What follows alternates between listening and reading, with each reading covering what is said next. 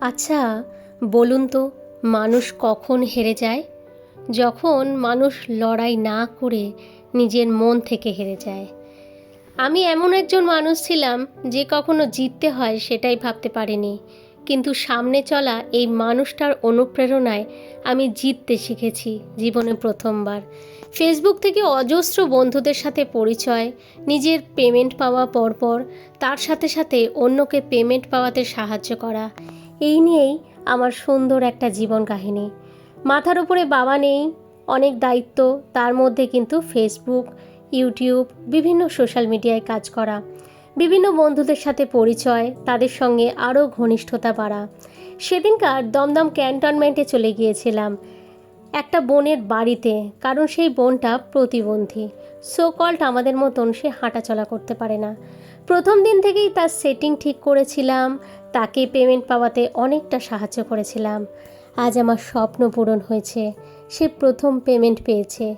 মেয়েটি তো আসতে পারবে না, আমরা তার কাছে চলে গিয়েছিলাম। বেশ কয়েকজন ফেসবুকের বন্ধুরা মিলে আমরা দমদম ক্যান্টনমেন্ট স্টেশনে পৌঁছে গিয়েছিলাম ঝড় জল বৃষ্টি মাথায় নিয়ে। কি বলবো, কলকাতা শহরে সেদিন প্রচুর গাছ পড়ে গিয়েছিল ঝড়ের জন্য। তার মধ্যেও কিন্তু আমি আর ঋতুরাজ পৌঁছে গিয়েছিলাম দমদম ক্যান্টনমেন্টে, এবং সেখানে শিউলিদি এবং তার হাজব্যান্ড ছিল। এই যে আমাদের সুচন্দ্রা দিদি, ভীষণ মিষ্টি হাসি, ওই আমাদের প্রণব ভাই, একে একে সকলে চলে এসেছে। এখানে কিন্তু অনেকে বসে আছে, তাপসীদি, লক্ষ্মীদি, বন্দনাদি, সকলে বসে আছে। ওই যে নীল শাড়ি তাপসীদি, আমাদের বন্দনাদি, এই যে দেখো তাপসীদি টাটা করলো, শিউলিদি, বন্দনাদি, আর এই হচ্ছে আমাদের কিন্তু পম্পাদি, নতুন একজন মেম্বার। সকলে মিলে আমরা কিন্তু টোটো ধরে নিয়েছিলাম এবং প্রিয়াঙ্কা বোনের বাড়ির উদ্দেশ্যে যাচ্ছিলাম। প্রিয়াঙ্কার মাসিমণি মানে ছোট মাসিমণি রুবি মাসিও কিন্তু আমাদের এই পরিবারের একজন অংশ। সেও কিন্তু এই সোশ্যাল মিডিয়ায় কাজের মাধ্যমে নিজের একটা পরিচিতি গড়ে তুলতে চায়। আমি প্রথমেই কিন্তু ইউটিউবে এত ভিডিও দিইনি যতটা আমি ফেসবুকে পরিচিত। আমি ফেসবুকে অনেক মানুষের সঙ্গে সহযোগিতা করেছি, বন্ধুত্ব করেছি, পরিচিতি বাড়িয়েছি। এবারে ইউটিউবে যাত্রার পালা, দেখাই যাক না জীবন কোন দিকে আমাকে নিয়ে যায়। আমি আমার নিজের ভয়েসে ভিডিও দিতে ভীষণ পছন্দ করি। জানি না আমার এই ভয়েসটা ইউটিউবের মানুষদের কাছে কতটা ভালো লাগবে।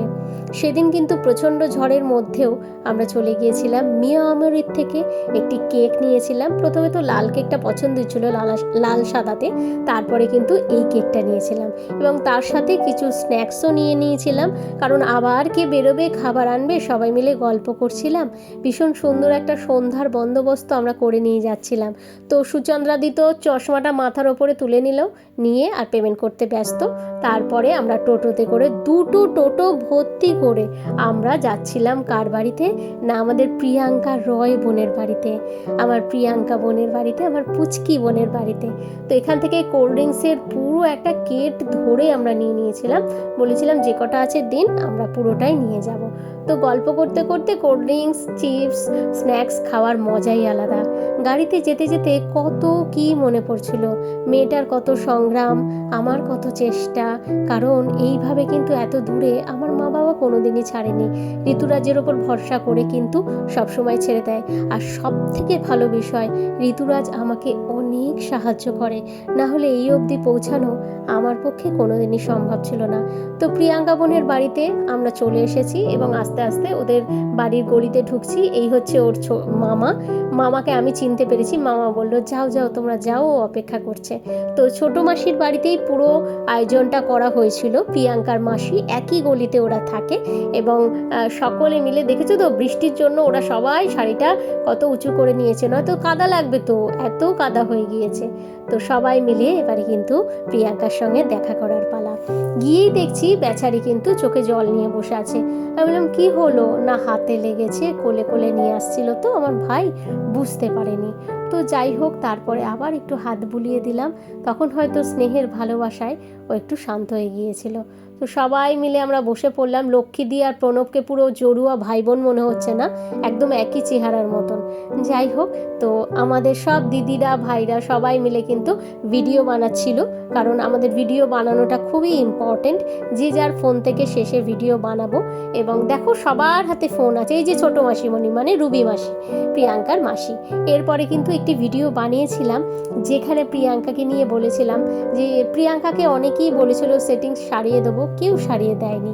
আসলে কি বলুন তো, এখানে সাহায্য করার মানুষের বড্ড অভাব। যদি সঠিক সাহায্য করা যায়, চার দেয়ালে বন্দি মানুষও কিন্তু সারা পৃথিবীর কাছে নিজের একটা পরিচয় গড়ে তুলতে পারে। আমার কাছে প্রিয়াঙ্কার কাজটা একটা চ্যালেঞ্জ ছিল। বরাবরই আমি স্কুলে ফার্স্ট গার্ল হিসেবে ভীষণ পরিচিত ছিলাম, এবং আমার বন্ধুরা প্রচুর এখনও ঠাট্টাই আর কি করে যে তোর জন্য প্রচুর আমাদের বকা খেতে হয়েছে। তো প্রিয়াঙ্কার কাজটাকেও আমি একটা চ্যালেঞ্জ ভেবেছিলাম আমাকে জয়ী হতে হবে, যেভাবেই হোক না কেন। আমার ফেসবুক টিমকেও ধন্যবাদ অবশ্যই ওর সেটিংটা ঠিক করে দেওয়ার জন্য, এবং ধন্যবাদ আপনাদের মতন সকল বন্ধুদের যারা ওকে সাহায্য করেছে ওর ফার্স্ট পেমেন্ট পাওয়ার জন্য। আমার এখানে কিন্তু শুধু প্রিয়াঙ্কা নয়, আমাদের সুচন্দ্রা দিদি, তাপসী দিদি সকলে পেমেন্ট পেয়েছে। এবং আমাদের সিরাজ ভাই ও শাহাবুদ্দিনদার আসার কথা ছিল, তারা ঝড় বৃষ্টির জন্য আসতে পারেনি। সিরাজ ভাইও কিন্তু প্রথম পেমেন্ট পেয়ে গিয়েছিলেন। তো আমার পরিবার থেকে অনেকেই প্রথম পেমেন্ট পেয়েছে, এবং এ মাসেও আরও একজন পেমেন্ট পেয়েছে। এইভাবে প্রতি মাসে মাসে একজন নতুন নতুন বন্ধুকে প্রথম পেমেন্ট পাওয়ার আনন্দটাই আলাদা। তো এখানে নিজের ভয়েসগুলো দিতে পারলাম না, কারণ বিভিন্ন সাউন্ড আসছিল, কথাবার্তা আসছিল, সব কথা তো দেওয়া সম্ভব নয়। তাই জন্য আমি আমার নিজের গলাতেই বললাম। প্রিয়াঙ্কা একটাই কথা বলছে বারংবার, আমার এই সুপর্ণা দিদি ছিল বলে আমি এতটা আসতে পেরেছি। আসলে কি বলুন তো, যে মানুষ ভালো হয় সেই মানুষ কিন্তু অন্য মানুষকেও ভালো দেখে। ওর মধ্যে সেই ভালোত্বটা আছে বলেই ও কিন্তু আমাকে আঁকড়ে ধরে একটু বাঁচতে চেয়েছে, একটু নিজের মতো করে। আজকেও জোর গলায় বলতে পারবে এটা আমার পয়সা, আমি উপার্জন করেছি, তাও বসে বসে ঘরের চার দেয়ালের মধ্যে। ঋতুরাজ এই মুহূর্তে একটু মোটিভেশনাল টক ওকে দিয়েছিল, কি কাজ করলে কেমন করলে, কারণ ওর মধ্যে আমরা দেখেছি একটু ফ্রাস্ট্রেশনের সমস্যা ভীষণভাবে আছে। তো সেই জিনিসটাকে কাটানোর জন্য ঋতুরাজ ওকে একটু মোটিভেশন দিয়েছে, কারণ ঋতুরাজ কিন্তু মোটিভেশন দেওয়ার মাস্টার মাইন্ড, একদম আমাকে তো ভীষণভাবে দেয়। আর আমার কোনো শব্দ ভুলভাবে উচ্চারিত হলে ক্ষমা চেয়ে নিচ্ছি, কারণ এই প্ল্যাটফর্মে আমি নতুন কাজে এসেছি। তাই যদি কোনো ভুল হয় ছোট হিসেবে ক্ষমার দৃষ্টিতে দেখবেন, সাহায্য করবেন যাতে আমার ভিডিওগুলো নতুন বন্ধুদের কাছে পৌঁছায়। আপনাদের সাহায্য না পেলে আমার মনিটাইজেশন কোনোদিনই অন হবে না। আমার অন হতে অনেক সাবস্ক্রাইবারের প্রয়োজন, 1000 সাবস্ক্রাইবার, তার সাথে 4000 আমার ওয়াচ টাইমের প্রয়োজন। এই যে আমাদের কেক চলে এসেছে, এবং সুচন্দ্রা দিদিকে আমরা প্রত্যেকে যা যা টাকা লেগেছে প্রত্যেকে কিন্তু সমান ভাগে সুচন্দ্রাদির কাছে দিয়ে দিয়েছি পয়সাটা, এবং কেকটাকে একটা টুলের মধ্যে রেখেছিলাম। এরপরে কেক কাটিং হয়েছে, ভীষণ সুন্দর একটা মুহূর্ত, যে মুহূর্তটা না ভোলার মতন, ভীষণ সুন্দর, এত ভালো লাগা একটা মুহূর্ত, কি বলবো। নিজের ভয়েসটা দিতে পারলাম না, অরিজিনাল ভয়েসটা, কি করব, ওখানে অনেক রকমের মজা হচ্ছিল। কিন্তু এই মুহূর্তে দাঁড়িয়েও আমার যেন সেই দিনের স্মৃতিটা মনে পড়ে যাচ্ছে।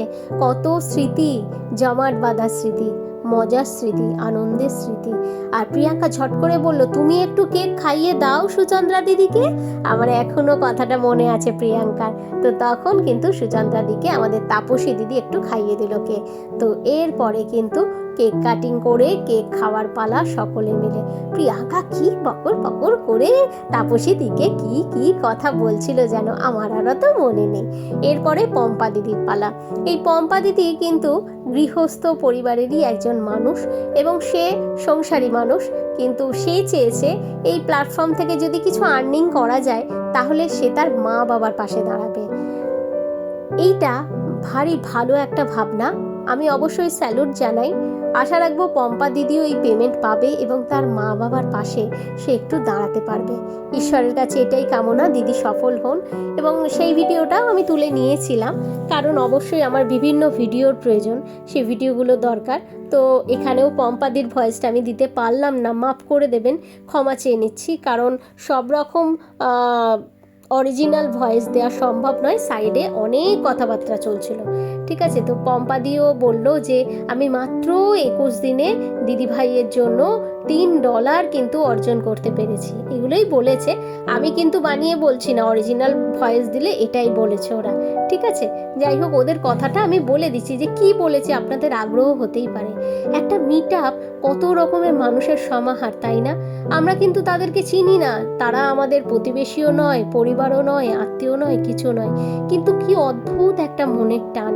সেই মনের টানে কিন্তু এতখানি দূর আমি চেতলা থেকে দমদম ক্যান্টনমেন্টে চলে গিয়েছি, এবং এই ঝড় বৃষ্টি উপেক্ষা করে আমার মা বারংবার ঋতুরাজকে বলছে যেও না, এত ঝড় বৃষ্টিতে যেও না। আমরা কিন্তু কথা শুনিনি। কেন কথা শুনিনি বলুন তো? আমাদের জন্য অজস্র মানুষ সেই সময় অপেক্ষা করছিল, আমার জন্য পুরো এই মিট আপ, এবং আমি যদি সেখানে না যাই কি হবে। তো এইখানটায় মজার ভীষণ একটা কথা চলছিল, সবাই মিলে হাসি মজা ঠাট্টা করছিলাম সেখানটায়, ঠিক আছে। তো এইবারে আমাদের খাওয়া দাওয়া হয়ে গিয়েছে। খাওয়া দাওয়ার পার্টটা আমি আর তুলতে পারিনি পম্পাদির সঙ্গে কথা বলার জন্য। এবারে টাটা বাই বাই করতে হবে, অনেকটা রাত হয়ে গিয়েছে, 8:30 9টা বাজে। আমাদেরকে তো আবার বাড়ি আসতে হবে, তারপরে ঋতুরাজ আবার বেহালার বাড়িতে যাবে, অনেকটা সময় হয়ে গিয়েছে। প্রিয়াঙ্কার মাকেও দেখালাম, বেগুনি কালারের শাড়ি পরা, ওটা হচ্ছে প্রিয়াঙ্কার মা।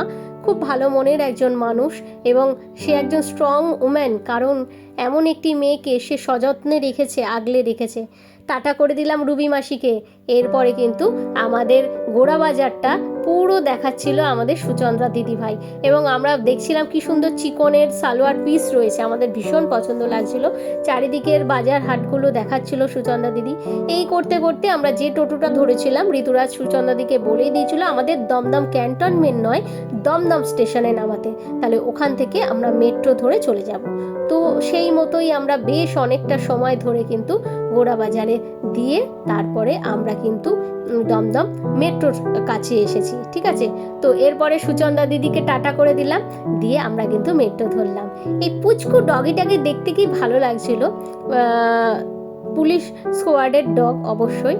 ভীষণ সুন্দর ট্রেন এবং ভীষণ সুন্দর বিহেভিয়ার। তো এবারে নেমে পড়লাম কালীঘাট স্টেশনে, মেট্রো স্টেশনে টাটা করার পালা। এই যে ঋতুরাজ আর আমি দুজনে মিলে নেমে পড়লাম, ও টাটা করছে। কেমন লাগলো ভিডিওটা অবশ্যই